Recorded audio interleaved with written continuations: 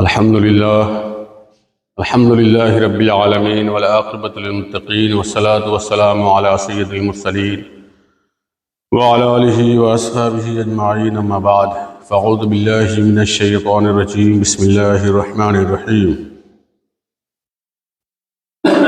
يا أيها الذين آمنوا اتقوا الله وكونوا مع الصادقين صدق الله العظيم وصدق رسوله النبي الأمين الكريم ونحن على ذلك لمن الشاهدين والشاكرين والحمد لله رب العالمين۔ واہ کیا جود و کرم ہے شہ بتہا تیرا، نہیں سنتا ہی نہیں مانگنے والا تیرا، فرش والے تیری شوکت کا علو کیا جانے، فرش والے تیری شوکت کا علو کیا جانے، خسرو عرش پہ اڑتا ہے پھریرا تیرا۔ میں تو مالک ہی کہوں گا کہ ہو مالک کے حبیب، یعنی محبوب محب میں نہیں میرا تیرا، تیری سرکار میں لاتا ہے رضا اس کی شفیع، جو میرا غوث ہے اور لاڈلا بیٹا تیرا۔ محترم سامعین کرام، گزشتہ 2 جمعہ سے اس آیت مبارکہ کے تحت میں نے چند باتیں پیش کی ہے۔ آج کی رات جو آنے والی ہے وہ شب معراج کے نام سے موسوم ہے، اور یہی وہ رات ہے جس میں نبی اکرم صلی اللہ تعالیٰ علیہ وسلم مسجد حرام سے مسجد اقصیٰ تشریف لے گئے، پھر وہاں سے 7 آسمان، عرش و کرسی اور جنت و دوزخ کا معائنہ کیا، سیر کی، اور اللہ تبارک و تعالیٰ سے جو کلام اللہ نے جو چاہا اپنے حبیب کریم صلی اللہ تعالیٰ علیہ وسلم سے ارشاد فرمایا، وہ رب جانتا ہے، رب کے محبوب صلی اللہ تعالیٰ علیہ وسلم بھی جانتا ہے۔ ان میں سے جو باتیں ہوئی ہے اکثر و بیشتر آپ علماء اکرام سے سماعت کرتے رہتے ہیں۔ واقعات معراج کافی طویل ہے، اس مختصر سے وقفے میں بیان کرنا بڑا مشکل ہو جاتا ہے، اس لیے میں نے مناسب سمجھا کہ اسی آیت مبارکہ کی تلاوت جو 2 جمعہ پہلے میں نے کیا تھا، مسلسل اس پر بات ہو رہی تھی تو اسی بات کو آگے بڑھائی جائے۔ ہاں، اتنی بات تو میں ضرور کہوں گا کہ اللہ کے رسول صلی اللہ علیہ وسلم نے جو نعمتیں ہمارے لیے لائی ہیں یا جو تحائف ہمارے لیے لائے ہیں، ان تحائف میں سے سب سے افضل ترین جو تحفہ ہے وہ نماز ہے۔ اور نماز ایک ایسا تحفہ ہے جو سچ پوچھئے تو یہ مومنوں کے لیے معراج کا ذریعہ ہے۔ یہاں پر یہ بھی بات بتا دوں کہ امام مالک رضی اللہ تعالیٰ عنہ کا ایک قول ہے، یا غالباً عبداللہ ابن مبارک کا قول ہے، دونوں طرف منسوب ہے، جو آج ہمارے معاشرے میں حدیث کے نام پر گردش کرتا ہے، اور وہ قول کیا ہے؟ الصلاۃ معراج المومنین، کہ نماز مومنوں کی معراج ہے۔ یہ خیال رکھیں کہ یہ حدیث نہیں ہے، یہ جن بزرگوں کا نام لیا انہی میں سے کسی ایک کا قول ہے، اور یہ اتنا مشہور ہو گیا ہے کہ خاص و عام پڑھے لکھے بھی یہ کہتے ہیں کہ یہ حدیث ہے۔ عموماً مسجدوں میں بھی لکھا جاتا ہے حدیث کے نام پر کہ الصلاۃ معراج المومنین، کہ نماز مومنوں کی معراج ہے، جبکہ یہ حدیث نہیں ہے۔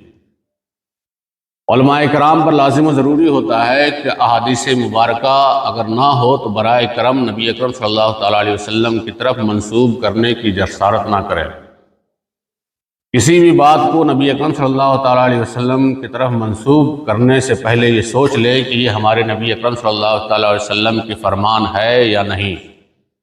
اگر ہے اور آپ جانتے ہیں تو یقیناً منسوب کر رہے ہیں تو یہ تو ٹھیک ہے، لیکن اگر نہیں ہے اور آپ منسوب کر رہے ہیں اور جانکاری ہو جائے پھر جان بوجھ کر منسوب کرنا شروع کر دے رہا ہو، تو حدیث پاک میں ہے من کذب علی متعمدا فلیتبوأ مقعدہ من النار، جو جان بوجھ کر میری جانب جھوٹی بات کو منسوب کرے گا اس کا ٹھکانہ جہنم ہے،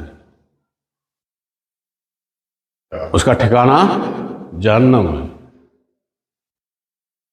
ایک حدیث اور یاد آ گئے،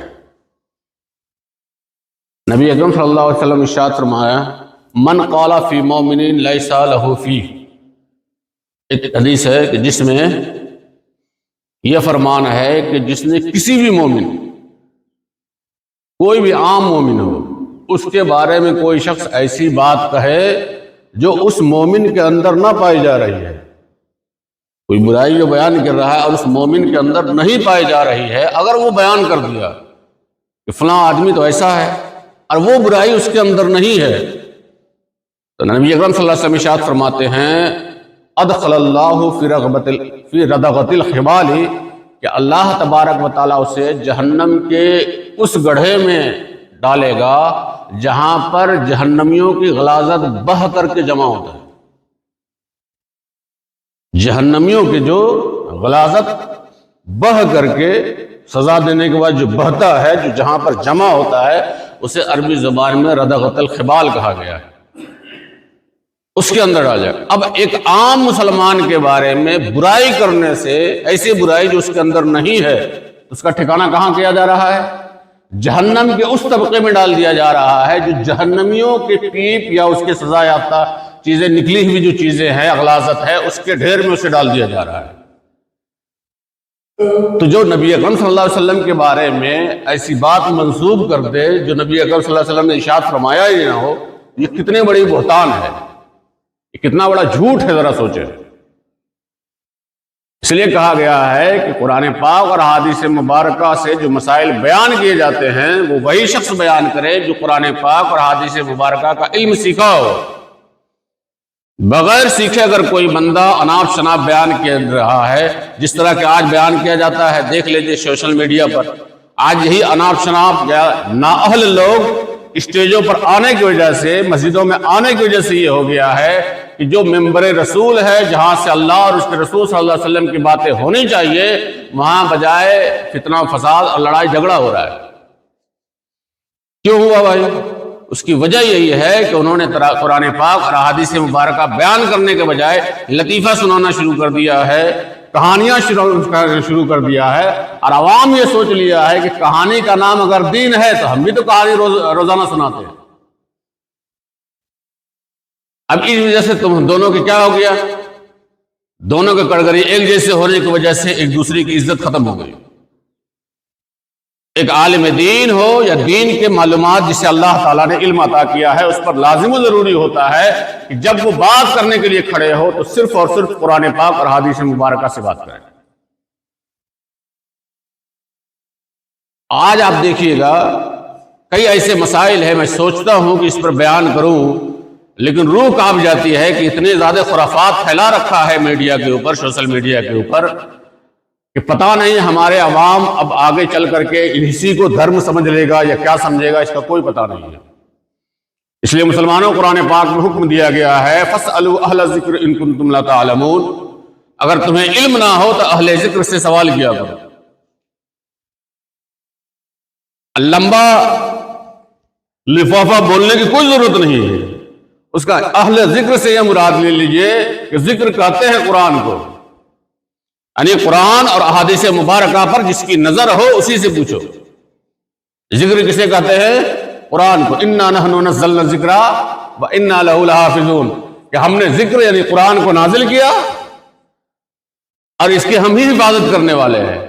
تو قرآن کا ایک نام کیا ہے؟ ذکر ہے۔ دوسری آیت مبارکہ میں ہے وَمَنْ أَعْرَضَ عَنْ ذِكْرِي فَإِنَّ لَهُ مَعِيشَةً ضَنْكًا، کہ جو شخص میرے ذکر یعنی قرآن سے منہ پھیر لے گا تو سمجھ لو اسے دنیا میں اس کی معیشت تنگ ہو جائے گی، اس کے لیے دنیا تنگ ہو جائے گی، اسے رزق کے جو سورس ہے وہ بند ہو جائے گی۔ تو مسلمانوں پر ضروری ہوتا ہے، خود مدارس میں پڑھائے جاتے ہیں کہ جب آپ پڑھ کر کے جائیں گے تو مسائل نکالیں گے کیسے، تو اسے کہا جاتا ہے ادلہ اربع، چار دلیلیں ہیں جس سے مسائل بیان کریں گے۔ پہلا یہ ہے کہ ہم قرآن پاک سے دلیل پیش کریں گے، جو بھی مسئلہ پوچھے گا ہم قرآن کے اندر الحمد سے لے کر والناس کے درمیان ہم ڈھونڈیں گے، مل گیا تو ہم قرآن سے بیان کر کے چپ ہو جائیں گے، اگر وہاں نہیں ملا تب احادیث مبارکہ کی طرف رخ کریں گے، فرمان نبی کی طرف صلی اللہ علیہ وسلم، اور اس میں اگر وہ بات مل گئی ہے تو وہ بات بتا دی جائے۔ وہ اگر نہیں ملا تو پھر کہا گیا ہے، کیا بولتا ہے، اجماع صحابہ، اجماع کہا گیا، جو صحابہ کرام ہے، بڑے بڑے مجتہدین اعظام ہے جنہوں نے مسائل کا استنباط کیا، اسے دیکھا جائے۔ اگر یہ دو بھی چیز اس میں بھی نہ ملے تو ان تینوں چیزوں کو سامنے رکھ کر قیاس کیا جائے، یہی 4 ادلہ اربعہ ہے۔ اس کے علاوہ اگر کوئی بات کر رہا ہے تو وہ دین نہیں ہے، اپنی نفس کی بات ہے۔ المیہ یہ ہے کہ ہم دین کے بجائے نفس کی زیادہ باتیں کرتے ہیں اور سنتے ہیں اسٹیجوں سے، ممبر و محراب سے، جس کی وجہ سے آج تقریباً ہمارے ہر مسلمان جو ہے اپنے دینی جو بنیادی چیزیں ہیں ہم اسے بھی جان نہیں پاتے ہیں، جس کی وجہ سے صرف ہمارے بچیاں نہیں بلکہ پڑھے لکھے بچے بھی ارتداد کے شکار ہو رہے ہیں۔ اب آئی اس کی طرف جو میں نے آیت مبارکہ تلاوت کرنے کا شرف حاصل کیا۔ پہلے درود پاک پڑھتے ہیں، اللہم صلی علی سیدنا شفیعنا نبینا مولانا محمد بارک وسلم، صلو علیہ الصلوۃ والسلام علیک یا رسول اللہ صلی اللہ تعالی علیہ وسلم۔ میں نے یہ کہا تھا گزشتہ جمعہ میں، جو آپ لوگوں نے ملاحظہ کیا ہے، کہ ایمان کسے کہتے ہیں، پھر تقویٰ کسے کہتے ہیں۔ بعض چیزیں ایسی ہے جو بس ہم سمجھتے ہیں کہ یہ ہلکا ہے، لیکن یہ ہلکا نہیں جانا ہے۔ آج ہمارے یہاں کیا ہے کہ وبا ہو گیا، پہلے کیا کہا یہ نفل ہے، نفل کے نام پہ چھوڑا، اور پھر اس سے آگے بڑھا، اچھا یہ سنت ہے، پھر اسے چھوڑا، اچھا یہ واجب ہے، فرض نہیں ہے نا، فرض تو نہیں ہے اس لیے اسے بھی چھوڑا۔ آئیے چھوڑتے چھوڑتے المیہ یہ ہوا کہ مسلمان فرض اور عقیدہ تک برباد کر لیا۔ ایک چیز ہمیشہ یاد رکھیں کہ جن چیزوں کو اللہ اور اس کے رسول صلی اللہ علیہ وسلم نے کرنے کا حکم دیا ہے وہ مسلمانوں پر ضروری ہے کرنا۔ یہ علماء کرام کی اصطلاح ہے کہ یہ فرض ہے، یہ واجب ہے، یہ مستحب ہے، یہ سنت ہے۔ لیکن قرآن پاک کیا کہہ رہا ہے؟ مثال کے طور پر ایک سنت لے لیں، کھانا کھانے سے پہلے ہاتھ دھونا ہے دونوں ہاتھوں کا، کھانا کھانے کے بعد بھی ہاتھ دھونا، صاف کرنا ہے، بسم اللہ سے شروع کرنا ہے، الحمدللہ سے ختم کرنا ہے، یہ سنت طریقہ ہے۔ اب کوئی بندہ یہ کہے کہ یہ تو ہمارے نبی کا طریقہ سنت ہے، چھوٹ گیا تو کیا فرض تھوڑے ہے؟ لیکن یہ طریقہ سنت ہے، لیکن اس طریقے پر عمل کرنا اللہ تبارک و تعالیٰ نے ہم پر فرض قرار دیا۔ اور کیا کہا؟ من یطع الرسول فقد اطاع اللہ، کہ جو کوئی بھی میرے رسول کی اطاعت کرے گا وہ اللہ کی اطاعت کرے گا۔ جو کوئی بھی، یہ حکم ہو گیا، اطیعوا اللہ واطیعوا الرسول، اللہ اور اس کے رسول کی اطاعت کرو، یہ حکم ہو گیا۔ تو جن چیزوں کو اللہ نے قرآن کے اندر حکم دیا ہے تو اطیعوا اللہ میں آ گیا کہ اللہ کے فرمان کی ہم اطاعت کر رہے ہیں، فرمان برداری کر رہے ہیں، یہ تو فرض ہو گیا۔ لیکن جن چیزوں کو اللہ کے رسول صلی اللہ علیہ وسلم نے احادیث مبارکہ میں فرمایا ہے اور ہم یہ کہہ کر پسے پشت ڈال دیں کہ یہ سنت ہے یا حدیث میں ہے، یہ ضعیف ہے، میں نہیں مانوں گا میرے دوستو، تو اسے انکار کرنے سے پہلے لازم ہوتا ہے کہ قرآن پاک میں دیکھے کہ جس طرح اللہ نے اپنی اطاعت کا حکم دیا بیائے نہیں، اسی طرح اللہ نے اپنے نبی صلی اللہ علیہ وسلم کی بھی اطاعت کرنے کا حکم دیا۔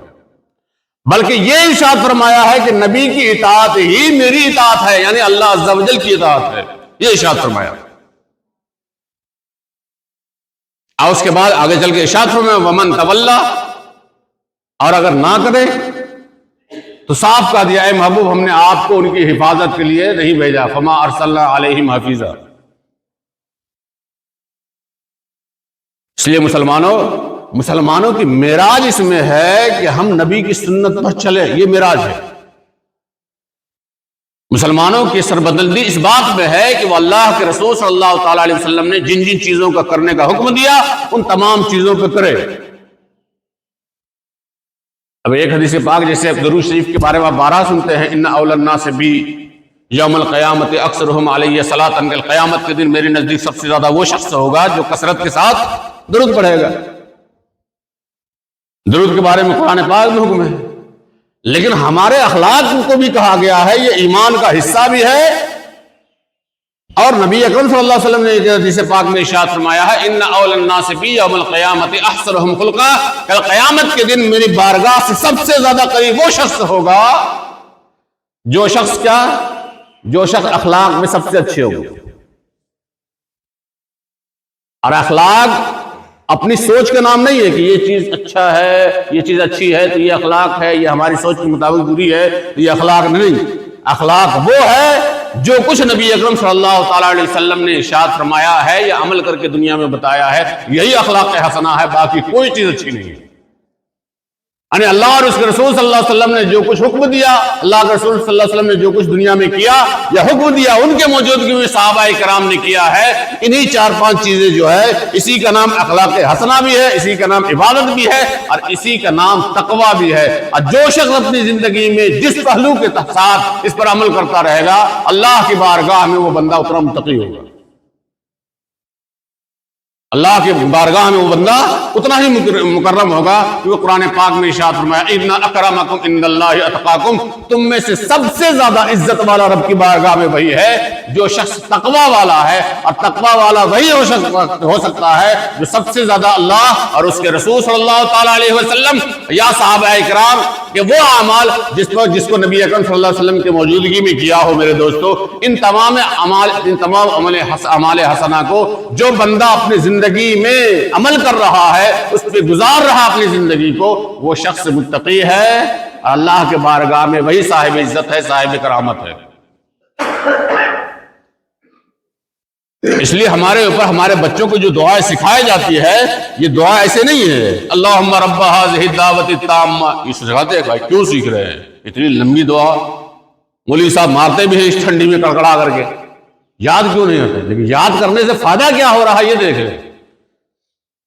دنیا میں ہر شخص جو صاحب ایمان ہے اذان کی آواز سن رہا ہے، اس پر ضروری ہے کہ اذان کی آواز کے جواب دے، لیکن نبی اکرم صلی اللہ علیہ وسلم ارشاد فرماتا ہے اذا سمعتم النداء فلیقل ما یقال، کہ جو مؤذن کہہ رہا ہے اس کی آواز جب تمہارے کانے سے ٹکراؤ تو وہی کہو جو مؤذن کہہ رہا ہے، یعنی وہ اگر کہہ رہا ہے اللہ اکبر اللہ اکبر تو تم بھی کہو۔ عام بندہ آسانی سے کہہ سکتا ہے، لیکن جب ختم ہو جائے تو کہا ثم صلی علیہ 3 مرات، اس کے بعد مجھ پر 3 مرتبہ درود پڑھو اور اللہ سے دعا مانگو اللہم رب ھذہ الدعوۃ التامہ الصلاۃ القائمہ۔ یہ جو دعا مانگی جاتی ہے اس دعا کے مانگو۔ نبی اکرم صلی اللہ علیہ وسلم ارشاد فرماتے ہیں اذان کے جواب اور اذان کے بعد 3 مرتبہ درود شریف، اور یہ دعا جو کوئی بھی پڑھے گا کل قیامت کے دن نبی اکرم صلی اللہ علیہ وسلم کی شفاعت واجب ہو جائے گی، ضرور ہو جائے گی۔ ذرا سوچیں، دعا مختصر سا ہے لیکن انعام کتنا بڑا ہے کہ چاہے وہ کتنا ہی بڑا پاپی ہو، ایمان اگر ہے، شرک نہیں کیا ہے، تو نبی اکرم صلی اللہ تعالی وسلم اس کی شفاعت کر کے جنت لے کے جائے گا۔ یہ کم بڑا انعام ہے۔ اور دنیا والے کیا کہیں گے؟ کوئی تو جانے گا، کوئی جانے گا بھی نہیں یہ دعا پڑھنے کے بعد، لیکن بتائیں کہ آپ کا شمار تقوی والوں میں ہوگا، کیونکہ آپ ایک نبی کے فرمان پر عمل کر رہے ہیں۔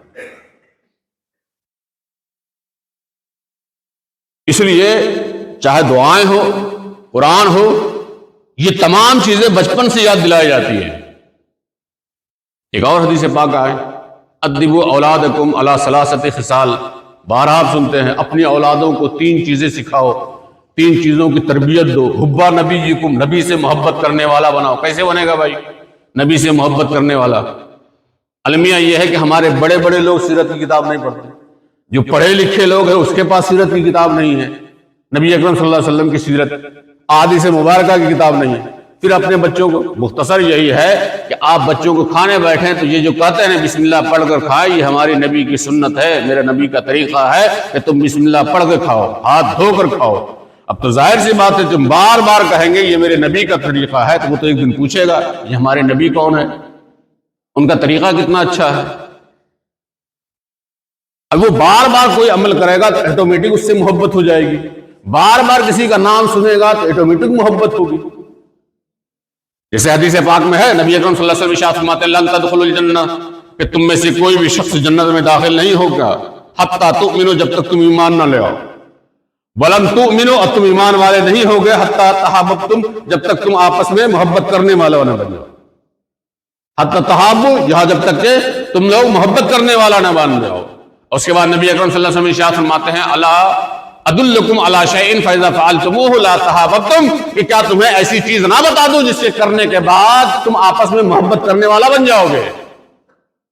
کیا افشوا السلام بینکم، کہ آپس میں تم سلام کو عام کر دیا کرو۔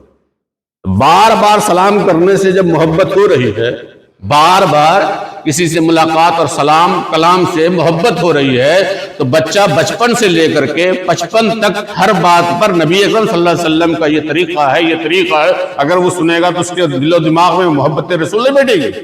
یقیناً بیٹھے گے۔ پھر کیا؟ حب آل بیت، نبی کا آل و اولاد ہے، ان سے محبت کرنا سکھایا۔ اور اس کے بعد ارشاد فرمایا تلاوت القرآن، قرآن کا پڑھنا۔ قرآن کیوں پڑھنے کے کہا گیا ہے؟ قرآن کے اندر ہے کیا چیز؟ اب جو نہیں پڑھا وہ تو جانتا ہی نہیں قرآن کیا ہے، لیکن جو جان رہا ہے، جو سمجھتا ہے، اسے پتا ہے کہ قرآن کیا ہے۔ ایک عام انسان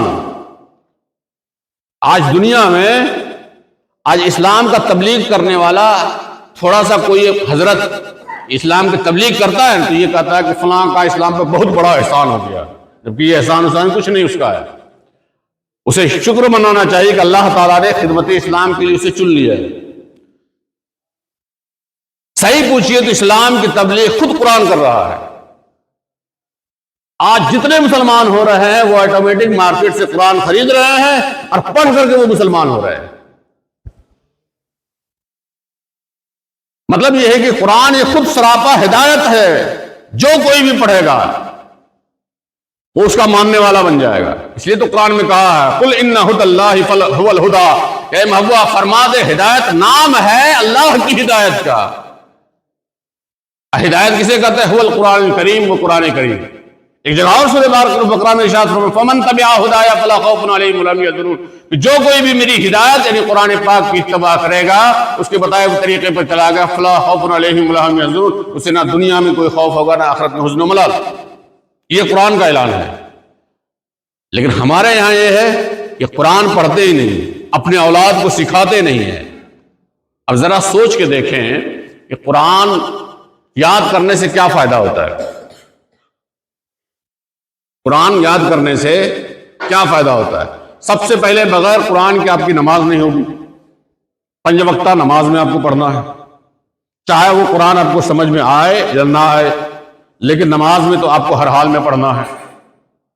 لیکن قرآن پاک جو حدیث پاک میں کہا گیا وَتِلَاوَةِ القرآن، قرآن کا پڑھنے والا بناؤ، اس کے بعد جو جملہ ہے وہ سننے والا ہے۔ جو جملہ کیا ہے؟ فَإِنَّ حَمَلَةَ الْقُرْآنِ فی ظل اللہ، قرآن کا حامل، قرآن کا پڑھنے والا، قرآن کو یاد کرنے والا، قرآن کو اپنے سینے میں محفوظ کرنے والا، وہ اللہ کے سائے میں ہوگا۔ یوم لا ظل الا ظلہ، اس دن یعنی قیامت کے دن سوائے اللہ عز و جل کے اور کوئی سایہ نہیں ہوگا۔ بارگاہ الہی یعنی عرش الہی کے علاوہ کوئی سایہ نہیں ہوگا۔ اس وقت اگر سایہ رحمت میں کوئی چھپانے والا ہے، کوئی ذات ہے تو ذات کا نام قرآن پاک ہے۔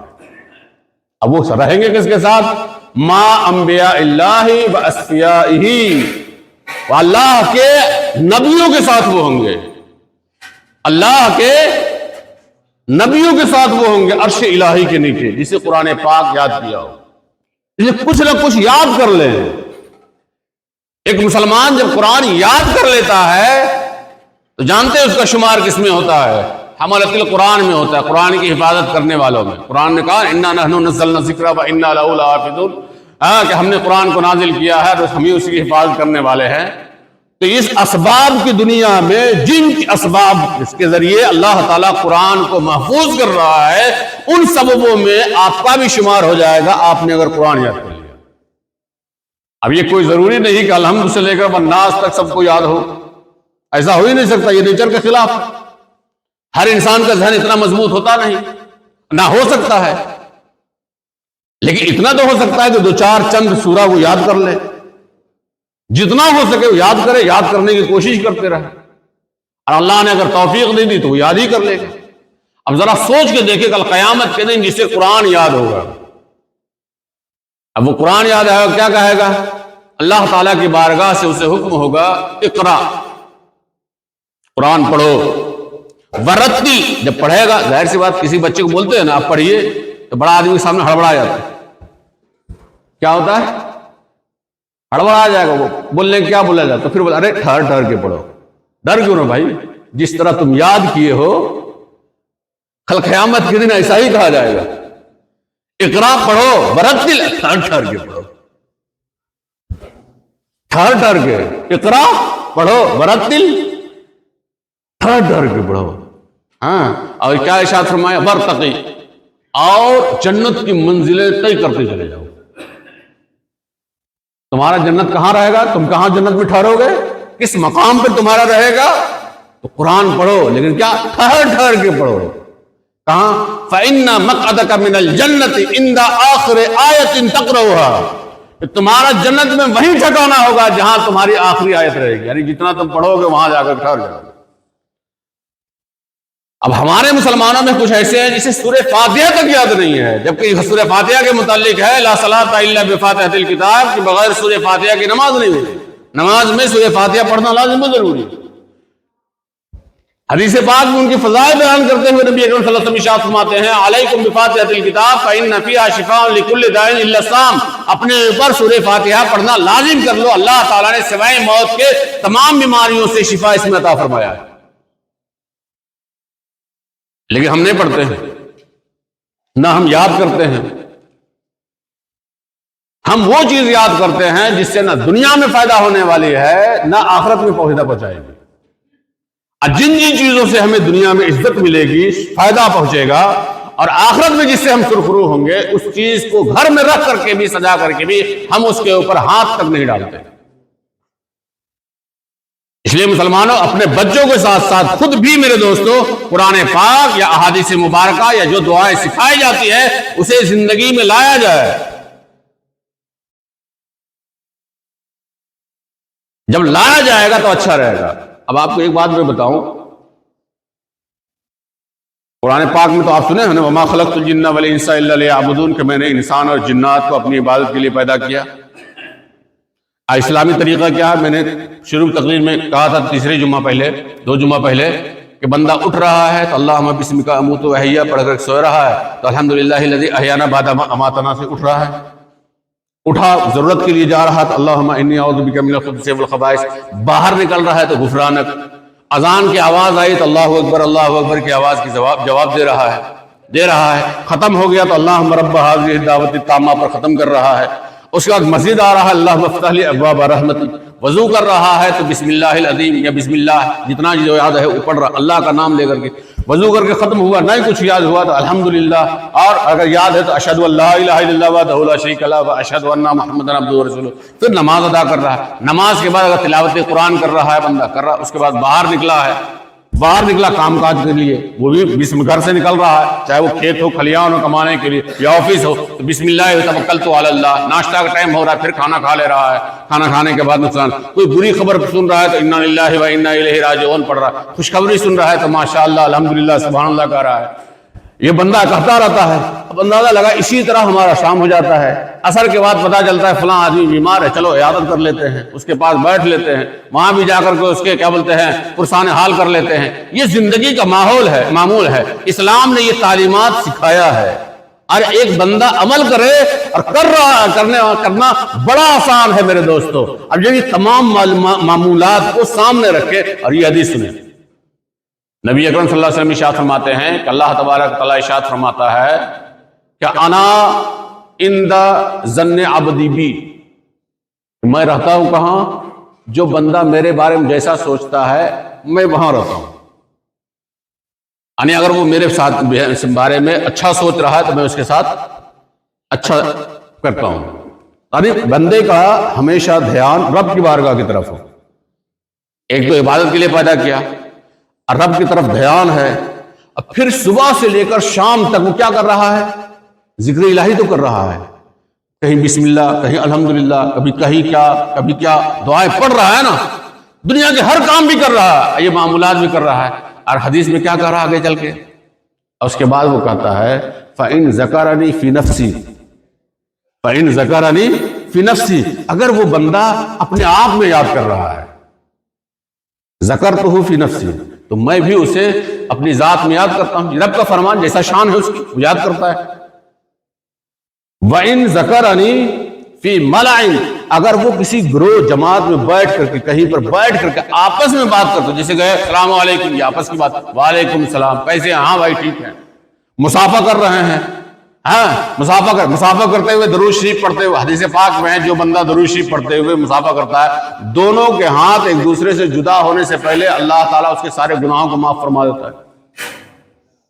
کوئی بندہ بیمار ہے، پتہ چلا اچھا پڑوسی بیمار ہے، چلو اس کی عیادت کیجیے، تو ایک قدم پر نیکی، دوسرے قدم پر اس کے گناہ مٹائے جاتے ہیں، جس طرح مسجد آنے سے ہوتا ہے۔ دوسرا یہ ہوتا ہے جب تک وہاں پر رہتا ہے وہ بندہ، رحمت کے فرشتے ان کے حق میں دعائیں مغفرت کرتا رہتا ہے، یعنی دعائیں خیر کرتے رہتا ہے اس بارے میں۔